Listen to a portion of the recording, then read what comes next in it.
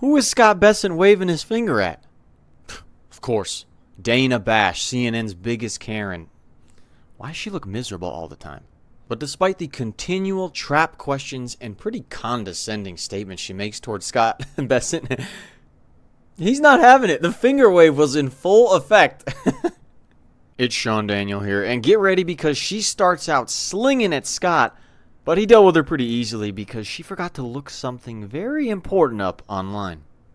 President Trump's big, beautiful bill is now law. And as he hits the road to sell Americans on that new law, the president is also facing another deadline this week.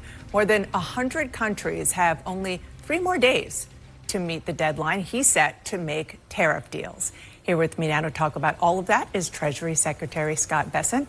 Thank you so much for coming in. Appreciate it. Let's start with the new law and who it helps. The Tax Policy Center says the majority of the tax benefits will go to Americans making $217,000 or more a year. The Yale Budget Lab says the richest Americans will see their income rise by nearly 2%. The lowest earning Americans will see their income drop by 3% when factoring in cuts to Medicaid and food stamps.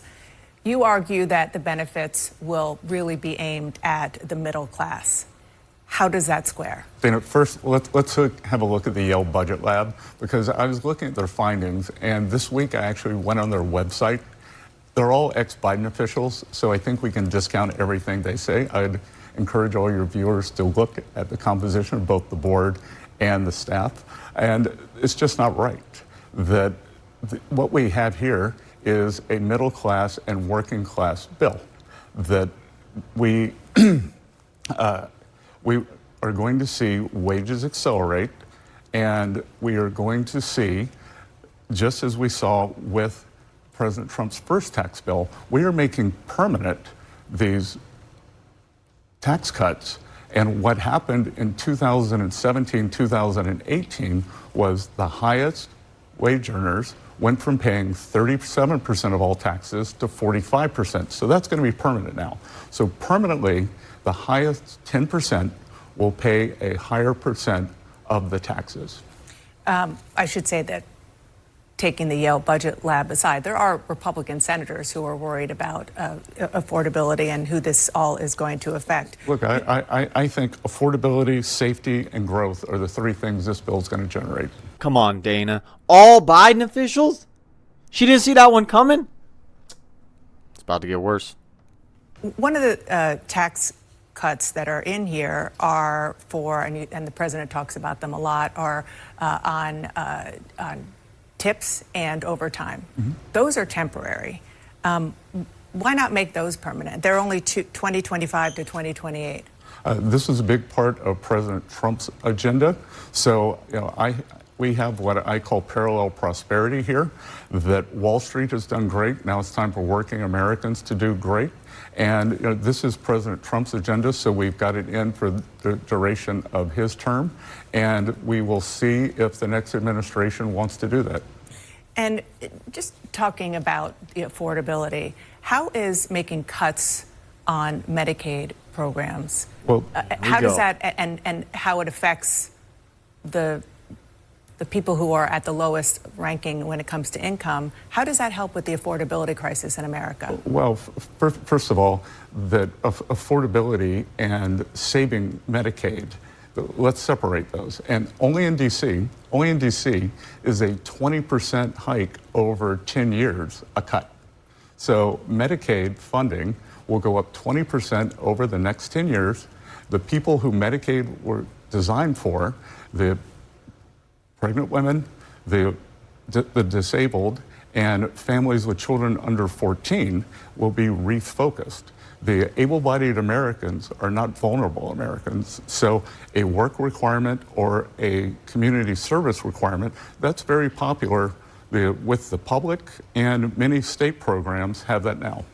It might be popular, but it's not what the president promised. The president promised that there would not be changes to Medicaid benefits, and putting a work requirement is, by definition, a change to benefits. No, there are no change in benefits. There's a change in requirements to get the benefits. And what we are doing, we are bringing back manufacturing jobs. We are bringing back working class jobs. By securing the border, we have already seen working class wages move up. So we are creating jobs. People can get off Medicaid and get a job that has good health care benefits.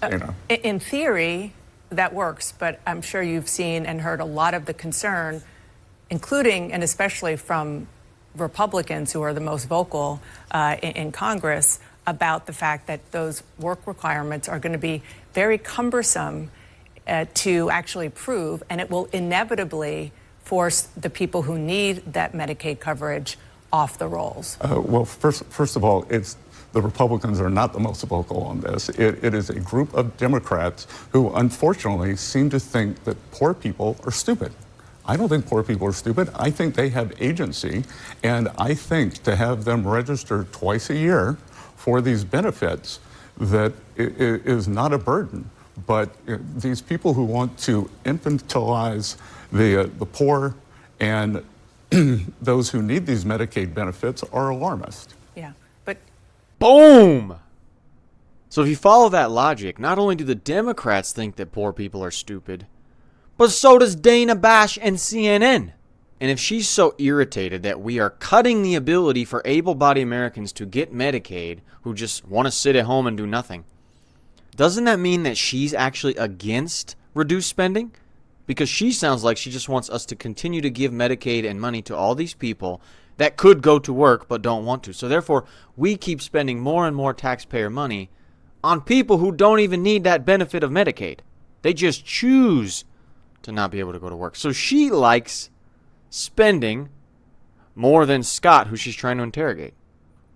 my impression of the Republican Party is that historically you've wanted to cut through the red tape and not create more red tape. But I do want to move on because no. But we've also wanted to put in work requirements, which somehow that was very popular under Bill Clinton, was popular under President Obama, and this Democratic Party blew out the deficit in 2020, and they never want to bring it back. But work requirements even poll well with the median Democratic voter, maybe not the fringe. We should institute this rule of this work requirement, but it doesn't matter if it's popular among polling. It's the right thing to do, and you can tell it's the right thing to do because Democrats are so pissed that Trump's instilling it. let's talk about tariffs. President Trump gave countries a 90-day pause on the sweeping tariffs he put in place back in April. That pause ends in 3 days. What happens on Wednesday? We'll see. I'm not going to give away the playbook because we're going to be very busy over the next 72 hours. President Trump's going to be sending letters to some of our trading partners saying that if you don't move things along, then on August 1st, you will boomerang back to your April 2nd tariff level. So I think we're going to see a lot of deals very quickly. And, Dana, we're going to send out probably 100 letters to small countries where we don't have very much trade. And most of those are already at the baseline 10%. But you said August 1st. Do you mean what's going to happen in August? So the countries will get a letter saying that if we have not reached an agreement, then you will go back to the April 2nd level. Starting when? On August 1st? On August 1st. Okay, so there's basically a new deadline. It's not a new deadline. We are saying this is when it's happening. If you want to speed things up, have at it. If you want to go back to the old rate, that's your choice. When you say that there's going to be a lot happening over the next few days and you don't want to give me the playbook, is there a playbook? Sure. The playbook is to apply maximum pressure. We saw that the EU was very slow in coming to the table. 3 weeks ago on a Friday morning, President Trump threatened 50% tariffs, and within a few hours, 5 of the European national leaders had called him, and Ursula von der Leyen, the head of the EU, was on the phone, and the EU is making very good progress. They were off to a slow start. Is there a playbook? Comment Karen if you think Dana Bash reminds you of a irritated, self-righteous Karen who would want to talk to the manager right away while being condescending. Comment Karen down below. Does Scott owe her an exact date, an exact explanation of what's going to happen tomorrow, the next day, the day after that? No. But the Democrats want him to spell out his plan. One, I think, so we lose leverage with other countries. Two, so that he can set a standard of exactly what they want to have happen. And if they fall short, they can attack him. They can attack the Trump administration about it non-stop. The president said some countries could end up with tariffs as high as 70%. Which countries is he talking about? I think you'd go back and look at the April 2nd levels. But again, none of those are major trading partners. There are 18 important trading relationships that account for 95% of our deficit. And those are the ones we're concentrating on. Are you close to any deals before Wednesday? I know you're talking now about August 1st, but where are you on we are deals? Close to several deals. As always, there's a lot of foot dragging on the other side, and so I would expect to see several big announcements over the next couple of days. Can you name names? I'm not going to name names because I don't want to let them off the hook. Okay. Well, it's pretty obvious that Dana here went to the Harvard School of Negotiation, because that's definitely going to work. Share on national TV which deals are about to happen, because that's how it works. You have to share with CNN exactly what's going on behind the scenes with negotiations, and that's how deals get done, right? Okay. When you talk about these letters and you talk about kind of the 90 deals in 90 days, or at least the president did back in April, so far that we've seen 3, and they're not concrete deals the way that we're used to seeing trade deals. They're frameworks. Mm-hmm. The president has a reputation, self-described deal maker. So why haven't we seen the kind of deals that he promised in the last 90 days? Again, he didn't promise this. And when we send out the 100 letters to these countries, that will set their tariff rate. So we're going to have 100 done in the next few days. And but that's not a deal, that's a threat. No, that's the level. That's the deal. If you want to trade with the United States, this is. But that's not a negotiation. That's just a many of these countries never even contacted us. So that's the thing about being the deficit country, Dana, is when you are the deficit country, you have the leverage. These are surplus countries that they have exported more to us than we export to them. So we have the leverage in this situation. You know, when I talk to small business owners, both doing interviews with them and just in and around in my life interacting with them, I have not met one who has not said it's the uncertainty with the tariffs that is making it so hard for them to do business because they're kind of frozen in place. What do you say to those business owners? Well, I'd say 2 things. The other thing they would probably have been telling you is it was the uncertainty around taxes. So with the one big beautiful bill, they now have great certainty on taxes. No, they've said tariffs. No, but let me finish. When I'm out talking to businesses, they want trade and taxes. So we have certainty on taxes now.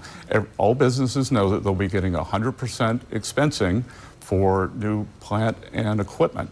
On tariffs, again, it is the 18 important trading relationships, and we're moving through those. Unfortunately, CNN cut the interview right there on YouTube. I don't know what else they did not want to show us, but they cut it right there. Now, Dana claims she talks to lots of business owners out there while she sits in a studio almost all the time and maybe goes to a few big political events. While Scott, on the other hand, Scott Bessent, he ran and owned a major macro investment fund, it's called, which deals with money, which deals with businesses. I'm sure he's talked to a lot more businesses than Dana, first of all. But she does make a good point. Has Trump made a lot of these deals he said he was going to make in 90 days? Not yet. It's not the 90 full days. The 90 days are not over yet, though. So can he still make some deals? But Scott's also right that we are the surplus economy. These other countries that want to try to play games, we are the consumer economy of the world.